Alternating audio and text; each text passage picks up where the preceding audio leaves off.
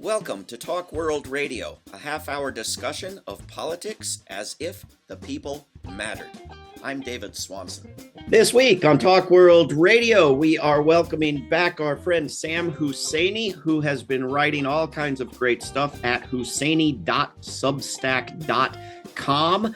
And my eye was caught by a recent article you wrote, Sam Husseini, called "They Have Torn Down the East Wing of the White House. They Should Keep Going." I'm sure you're with me on holding accountable the scoundrel who tore it down without permission and so forth, but why should they keep going? Well, I mean, I think a lot of people might think they should keep going, to go after the scoundrel and, stop the wars that keep emanating from the White House and so on. And I'm on board with that as well. Was the East Wing full of the Epstein files? Is that why he my mind didn't even go there, and maybe Okay. it shows that I'm slowing down this week, but I wouldn't, well, what was it, 9/11, was the day before the audit of the Pentagon or something like that. That day will never Not come. stuff I have a firm grasp on. But they should keep going because this was influenced by my writing about and my reading a fair amount of Frank Lloyd Wright. And he is, this sort of quintessential, figure of Americana, but people don't really know his ideas or how radical he is. And he wanted to basically get rid of Washington, D.C. He had a problem with all modern cities, but he especially disliked the facade and the empire aura of Rome and so on, that exudes Washington, D.C., and he thought that this was a large part of what was wrong with the United States. And so the sentiment is that move the capital elsewhere, build a capital that's actually sort of indigenous to U.S. culture, to develop our own culture. He felt that the U.S. not having its own culture and simply borrowing from things like Imperial Rome made it uneasy with its own self and with its own sense of democracy, and was part of the reason that it goes around the world trying to dominate things, that there's a cultural component to this channeling of empire and imperialism. And if the United States would calm down, develop its own culture, look at nature, intermingle other cultural strands. I mean, in his later work, he would borrow from Native American stuff, adobe. Even in Falling Water is probably his most famous building. If you go to the back, there's part of it that's adobe. That was the thrust that I was arguing, that they should keep going and He dispense with this probably, he imperial probably, city. I bet he didn't even say it as politely as you just did. He was pretty harsh in his He was. criticisms, wasn't he? He was. He had a viper tongue, many people noted. And it's remarkable how assertive he was, how um, I mean, he was incredibly dismissive of everything from the Jefferson Memorial to so much of architecture. I should be better at rattling off some of his quotes, but I have a bunch of them in my most recent Substack. But he Uh, was right, wasn't he? About you give an emperor an imperial palace, you're going to have an imperial presidency. The guy is murdering boats full of people every day, right? yeah, absolutely, and I mean, so much of it is. Here, I mean, he derided totalitarian rule, sham luxury, and the facade, and he, intermingle. He linked it to the specter of war. You cannot be imperialist and democratic at the same time. Um, uh, uh, you know, and that he would talk about basically like hollow people. Again, insert your favorite politician, but the current resident of the White House at the top of the list. of uh, being so uneasy with their own selves that they resort to these kinds of brute force tactics and lawlessness and criminality. And I think peace activists don't enough quote the great anti-war statements that Frank Lloyd Wright made, either because they don't know or because he was an architect, not a peace activist, or and not a politician. But this was a guy who was an architect, but who had a better idea about war and peace than most people, right? Absolutely. I mean, he was a staunch pacifist. He talked about every war has in its intestines the next war, and the next one has the next war.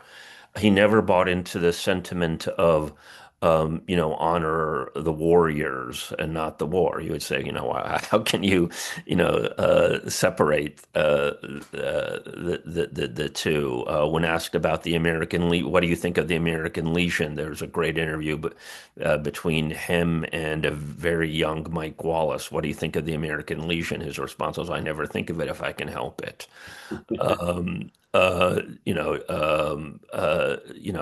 He was just, I mean, and his opposition to war was throughout. I mean, he was against the entry, and might know more than I do about this, against the U.S. entry to World War II.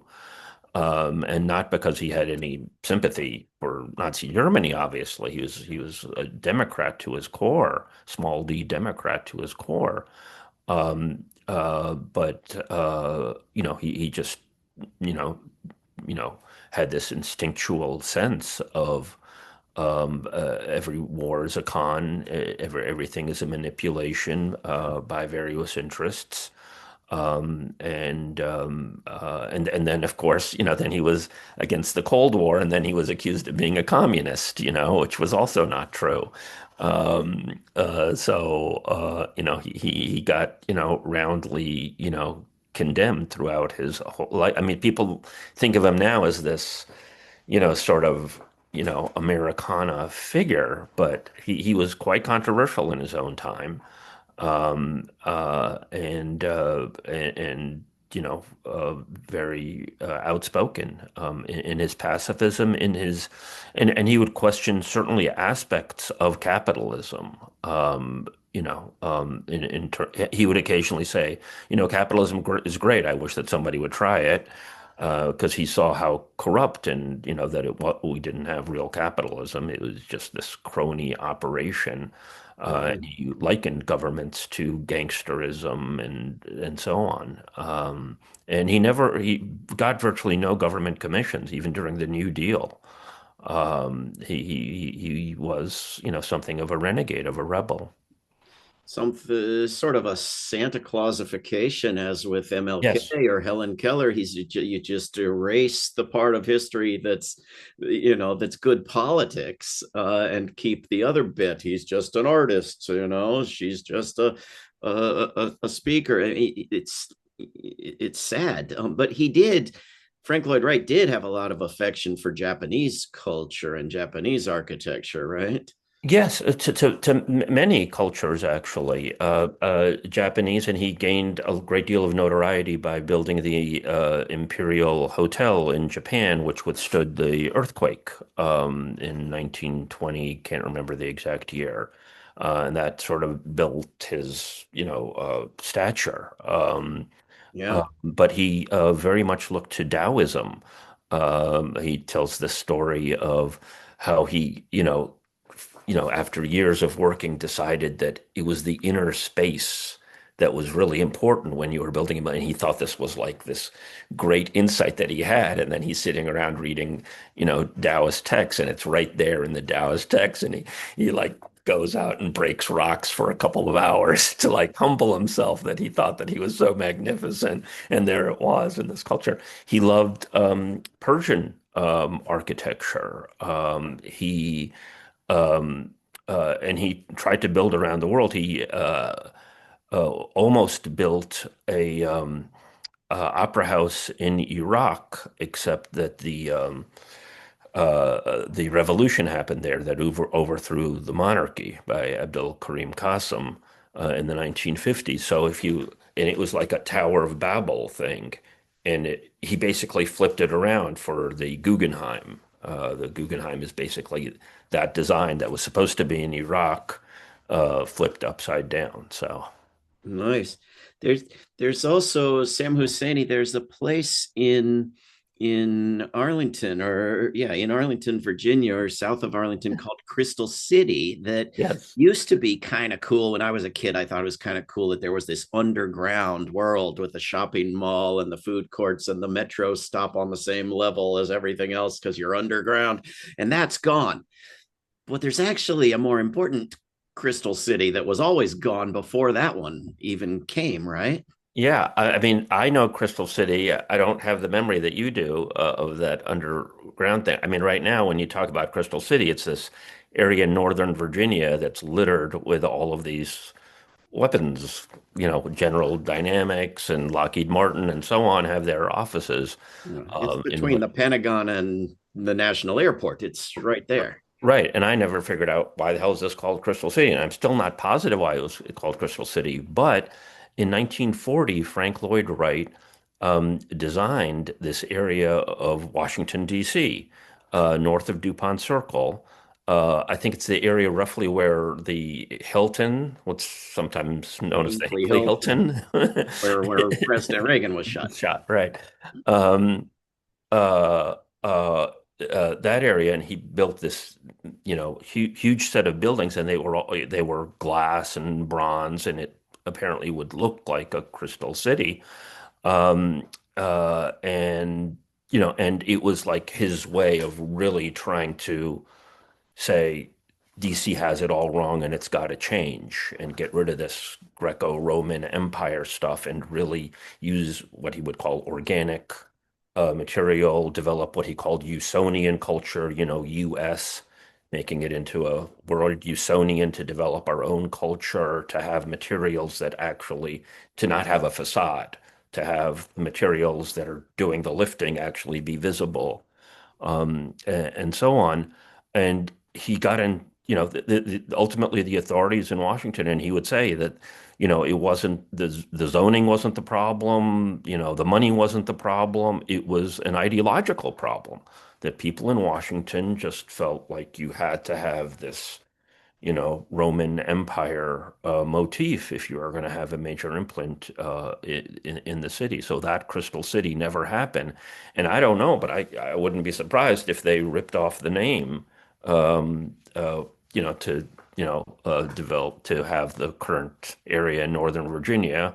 Uh, with all these weapons manufacturers, I'm sure Frank Lloyd Wright is turning in his grave that the name of the city of the area that he wanted Yeah. is now filled with weapons profiteers. And not far south of there, there's a Frank Lloyd Wright house that you can go and tour, or used to Yes, be at least, that's called a Usonian house. That is correct. an affordable, a beautiful, at least in his mind, a very horizontal, Yeah, house, but affordable. And it was called the Usonian house. I'm very interested in that word because a lot of us don't like saying American about one exactly. corner of the Americas. We say USian or something, but Usonian is actually a pretty good word. It is a pretty good word, and I'm really surprised again that that hasn't, caught on. I use it occasionally. I should probably use it more. And it's his attempt to say, to basically make the United States a normal country, and not to say we are America and all of this stuff, but to really look at what the United States has and what the good things are in it, the First Amendment, and so on and so forth, and develop those and develop an innate, he would say, architecture, an art of our own, a culture of our own, that would make the U.S. A more fulfilling place and ultimately a more peaceful place. Um, some of which is not always that popular in Washington, D.C. And for whatever reason, his plans were rejected, right? Oh yeah, his plans were rejected. But again, he had the money, he had the financial backers, he had he got through the zoning commission, he got through everything. Even parts of the press. I mean, I haven't looked at the Washington Post and what their coverage was at the time, but the Washington Times Herald was the other major paper of the day, and they were emphatically behind this. But the sort of ideological sensibilities of Washington were such that they did not want a major complex in Washington that didn't have this imperial motif. And now we're going to have a royal fascist ballroom for $300 Yeah, million. exactly. And we're there, and the huge ballroom, which would be totally nauseating to Frank Lloyd Wright on multiple levels, as well as a an arc. Again, it's like tripling down on this. That yeah, one of his funniest lines was, this colonial architecture that we got from Britain, and they didn't even have their own culture, so they just got it from France, and here we are with Trump trying to just borrow the arc from France. Which France took from ancient Rome. Right, exactly, And exactly. there And used to be a Tiber Creek through Washington, like the Tiber River in ancient Rome. Capitol Hill is not much of a hill, but they call it Capitol Hill because there's a Capitol Hill in ancient Rome, I right? didn't know that. It, Okay, it's that's interesting. the whole thing is an empire. Uh, It's supposed to be the new Roman Empire. Yeah, although, I mean, I might be overstating him wanting to demolish Washington, D.C. I mean, he might be more in favor of just letting nature have its way and just Well, let it return to the swamp from whence it came. it may be a That, different nature, but that may be coming. right, right. We're speaking with Sam Husseini, who writes wonderful articles. The one about Frank Lloyd Wright and the White House is just one of them at husseini.substack.com. Sam, can I ask about the artwork behind you just because I have a feeling Oh, you made it? thank you. Yes, I did make it, and it is, partly inspired by Frank Lloyd Wright in that it's all virtually all of my artwork is very nature oriented. I use natural materials as well as acrylic. I do use acrylic paint, although I'm sort of switching more and more to watercolor. Um, but it's fauna and flora. It's a bird there. That's actually called Future Flag. It's actually a bird, and as I was making it, there were maggots in it. And so maggots are literally crawling away from it. And so it's almost as if the bird is eating the maggots that we're feeding off of it. And this was all purely unintentional on my part, but it's one of my favorite pieces. These two are snow pieces. That is, they're snow falling, and as it's falling, I spray paint it and layer it, and then it dries onto the canvas after it, sort of breaks up. Yeah. Uh, so it's using natural material and sort of bringing out the beauty of the natural world on a canvas. And so that's part of how I deal with politics by, achieving some level of my own peace with my artwork. Well, I hate to damage that, but I was going to ask about politics. Great, great, great. I can do that now. Okay, you're at peace, so you can do it. What do you make of the current? I mean, we have over there on so-called Capitol Hill, we have people sending weapons of mass murder to a ceasefire. To a Yeah. ceasefire. Right? I mean, either it's a ceasefire and you stop sending the damn weapons, or Right, they're still slaughtering men, women, and children, and you stop right, sending the damn weapon. Right? Either way, you stop. Right? right, What right. am I missing? Well, you're being rational, which isn't terribly welcome in these parts. Yeah, it's incredible this sort of doublespeak that we're in, where there's supposed to be a ceasefire, and there's issues or problems, or I don't know what the latest euphemisms are with the ceasefire in the media coverage or in the political statements about it. But they still pretend that it's an actual ceasefire, even though I mean the latest thing is Netanyahu is just totally really escalating. Part of me is, kind of grateful because, Palestine is, it's, all, some days it's single digits. Deaths. Israel is killing at a slower rate rather than we were getting more than 100 people getting killed every day a month ago, and for most of the last 2 years. So it's been horrific. So it is a reduced fire. Yes, yeah, that's good. Maybe that could catch on. But even that might no longer be the case. That is that. I mean, when there was the so-called ceasefire when Trump got in to office, and then Israel sort of quietly increased at that point. So it's like a boiling frog thing. So, you get it off the front pages, and they really had to get it off the front pages when Trump announced his plan because you had Petro backing the Uniting for Peace initiative in a substantial way, and you had the flotilla, the largest flotilla, drawing attention to Gaza. And you had the general strikes in Europe. So they were really hit with a lot of pressure. So they really needed, that is, the U.S. and Israeli establishments, I think, kind of needed to get Gaza off the front pages. So I think that that's a big motive for what happened here. We are slandering the frogs here. I'm sorry about that. I mean, The frogs actually are not that stupid. It's oh, only they do jump out? if you heat it slowly, they jump out. If it's already hot, they cook. Oh, It's oh, okay. Good to it's know. humans who behave this way, right? Thank you. Not Thank frogs. you. I'll So, I'll I'll think of another analogy. so good news about frogs. But isn't there also good news about public opinion? I mean, despite the fact that the government could not possibly give a flying, the public opinion is actually moving in the direction of opposing genocide, right?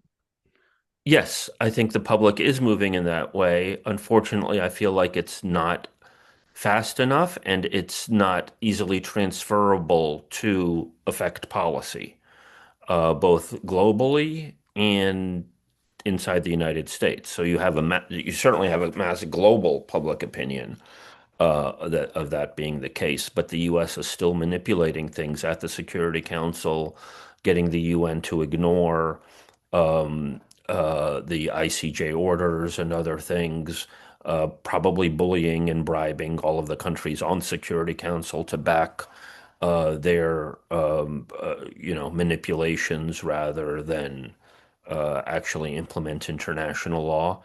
And domestically, you know,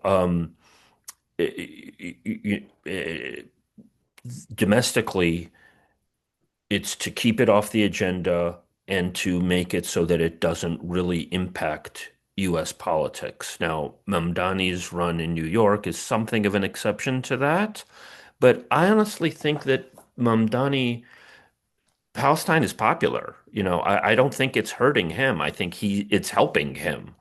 And I hope that he helps Palestine as much as it's helping him. And I hope Um, that teaches a lesson. Like, this is an example. Like, if you want right. to run for public office, you should speak truth to genocide. You shouldn't run in fear of these bizarre accusations of anti-Semitism and so forth. Like, can this not be learned? What the at least one of the two leaders of the Democratic Party had to give basically a concession speech and endorse the guy, right? Schumer hasn't done it yet.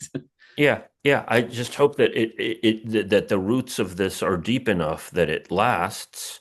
And I mean, I don't put it past the system to go after people who are good on Palestine or other issues on other things. You know what I mean? That they'll just paint them in a bad light, uh, Sure. in their personal life or whatever, rather than go after them frontally. And we've seen this in the form. Like, I mean, where I live, for a while, one or two election cycles ago, Donna Edwards ran for Congress, and you had a pro-Israeli PAC by ads attacking her that didn't mention Israel at all. They just said she has bad constituent services.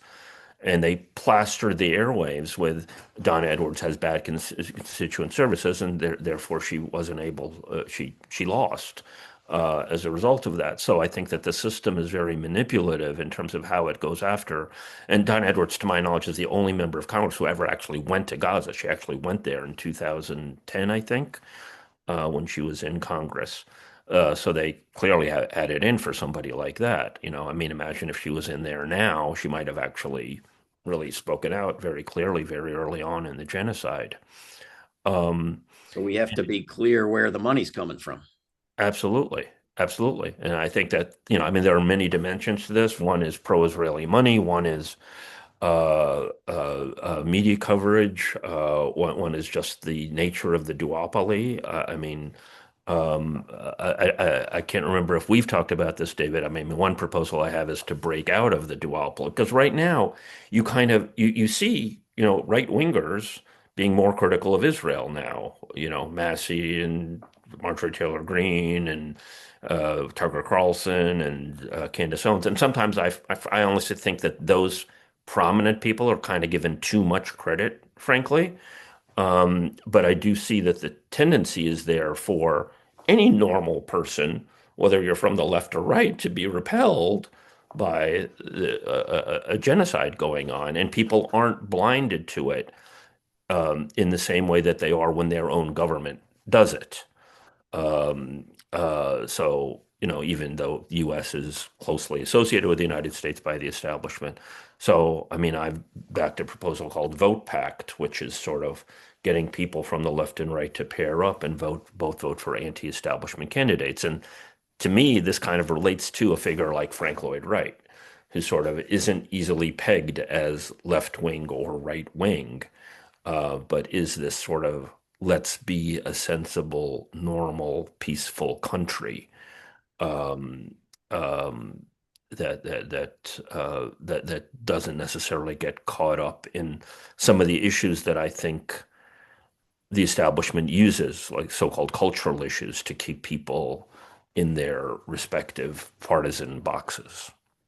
1 minute left, Sam Husseini. How can people keep up with you, follow all your various projects, Thank you. and get in touch and see what you're doing? Thank you. My main writing right now is on Substack. So it's husseini.substack.com. And you could also go to just plain old husseini.org and it lists all of the different things, including my Vote Pact project. And I also just started a project that I'm hoping to build up that some of your folks might be interested in called the Papers Project, papersproject.com, where I'm trying to develop flyers that are distributable that people can pass out for, like, imagine an honest history of the White House that anybody could just pass out or in front of in front of military bases and other places. So I'm trying to develop tools that people can use. Terrific. We will have a link up at talkworldradio.org. Sam Husseini, thanks for everything you're doing and for coming on Talk World Radio. Thank you, David. This is Talk World Radio. I'm David Swanson. Take action at rootsaction.org. Help end war at worldbeyondwar.org. Read or listen to today's Peace Almanac entry at peacealmanac.org. All past shows can be heard at talkworldradio.org. Talk World Radio is produced in Charlottesville, Virginia, and syndicated by Pacifica Network. There is no way to peace. Peace is the way.